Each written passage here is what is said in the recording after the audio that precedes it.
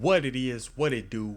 I'm A1, this is Destiny, and in this video, I'm going to show you all of the loot box locations that are in the Traverse the Abyss part of the Crota's End raid. Now obviously, you don't have to check each door that could possibly contain a loot box. If you want to do it the easy way, just check out the first loot box location, and if it's not there, you can just keep killing yourself over and over until the loot box spawns in that first door. But I also wanted to show people that you don't need to kill yourself in order to get this first loot box. If you know where all the doors are, then you don't need to wipe. You can just check out the doors while you're running through the abyss. Alright, so before we get into the two different strategies that allows you to check every door, first I wanted to quickly show you a little map of what the abyss actually looks like. And as you can tell from this little map, there's a total of 7 different doors that might have the first loot box.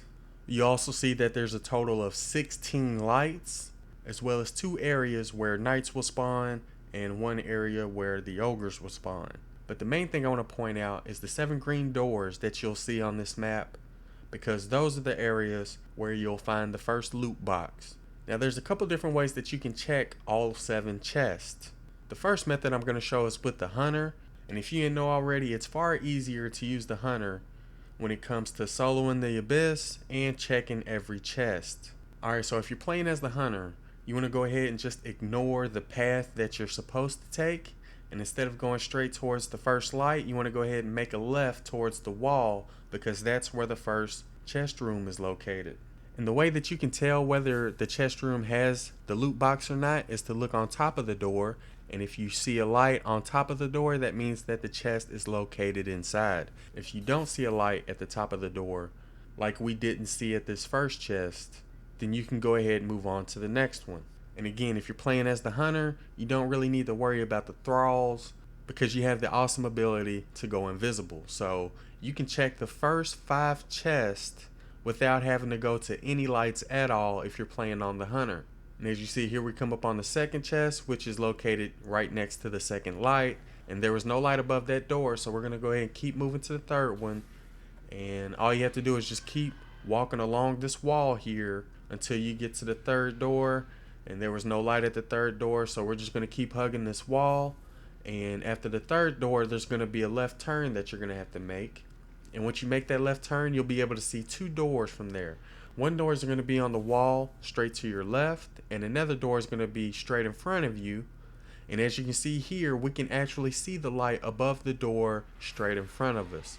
So we're going to go ahead and walk past this 4th door and continue walking on to the 5th door, which is where the chest so happens to be located.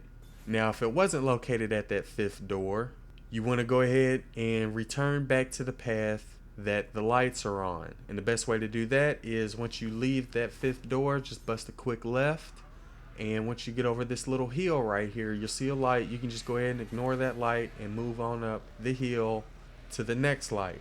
Now once you passed up the 5th door that could possibly contain a chest, you're going to have a total of at least 3 lights that you're going to have to go through before you get to the next room that could contain a chest. Now if you go to the light that's at the bottom of the hill, I'll walk straight past it. If you go to the light that's at the bottom of the hill, it's going to be a total of 4. But if you're playing as the hunter, you don't need to go to the light at the bottom of the hill. You can just go ahead and walk up to the top of the hill, and once you get to the top of the hill, there's going to be a total of 3 lights that you need to go to. And after that 3rd light, there's going to be another room that could possibly contain a chest. So as you can see, the first 5 rooms are really easy to get to if you're playing as the hunter. But the last 2 rooms are slightly more difficult. There's a couple jumps you have to make in order to get to them. So you definitely want to try to wait at the light and get your weight of darkness all the way down before trying to make those jumps to the last 2 rooms. Now once you've gotten to the 8th light, which is the 3rd light after the 5th chest room, the first thing you want to do is to wait at that 8th light until your weight of darkness gets all the way down. And as soon as it goes all the way down, you want to go ahead and jump on this rock right here. And after you jump on this rock, you want to go ahead and jump on the patio that leads to the 6th chest room. Now you don't have to wait until your weight of darkness goes all the way down, but I find making the jump to be a lot easier when your weight of darkness isn't all the way up. But even if your weight of darkness is 10, you should still be able to make both the jump on top of the rock and the jump on top of the patio that leads to the 6th and 7th chest room. And again, you don't have to go inside the chest room to know if there's a chest there or not. All you have to do is look on top of the door, and if the light's there, the chest will be inside. If the light isn't there, then the chest won't be inside.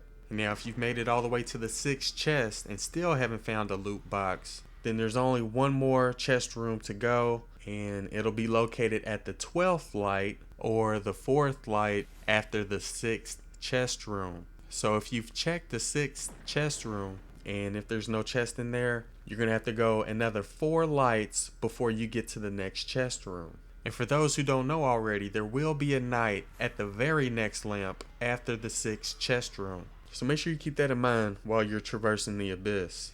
Anyways, after you've gone through the next 4 lamps after the 6th chest room, you'll want to wait at that 4th light and try to get your weight of darkness down as much as you can, because you're going to have to make a couple jumps in order to get to the last chest room. And just like with the 6th chest, with this 7th chest, you don't need your weight of darkness to be all the way down in order to make these jumps, but it does make the jumps a lot easier if your weight of darkness is all the way down. And like I said earlier, it's really easy to check out all of the chest room when playing as the hunter. But if you're playing as a warlock or a titan, I would suggest doing it a different way, because obviously you don't have that ability that allows you to go invisible. Alright, so with this next method, I'm going to be using my titan. And like I just mentioned, it can be used with either the titan or the warlock, but it's not really needed for the hunter.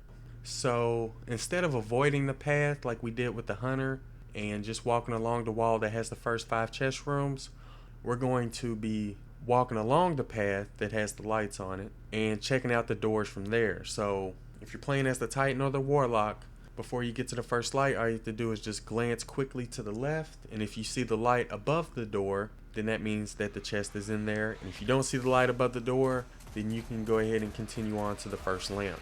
Now, I like to stay at the first lamp for a couple seconds, get my weight of darkness all the way down, and that allows you to jump over all the enemies that are going to be rushing towards you. Anyways, after you've made it to the second lamp, you should be able to see the second door from the second lamp. And all you have to do is just look above the door to see if there's a light or not. And if there's no light, then you're going to continue on to the third lamp. Now, once you get to the third lamp, you're going to want to make a quick left in between these 2 rocks right here, because that's going to lead you straight to the third door.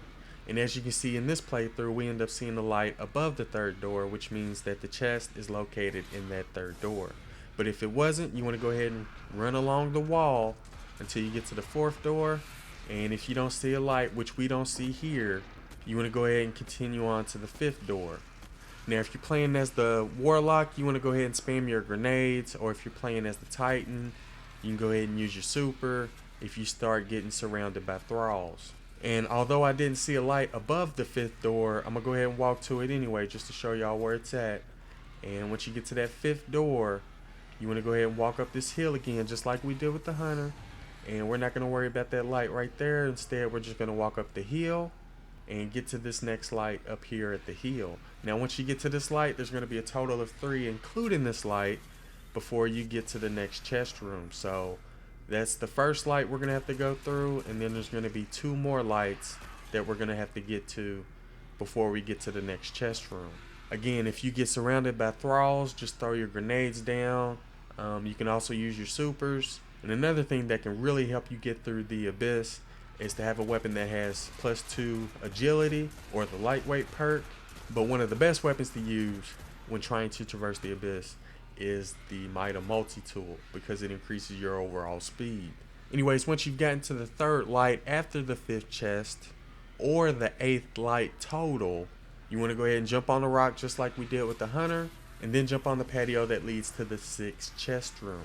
Again, you don't have to go inside to see if the chest is there. All you have to do is look on top of the door and see if the light is there or not. If the light's not there, then you'll have to go through another 4 lights before you reach the 7th and final chest room.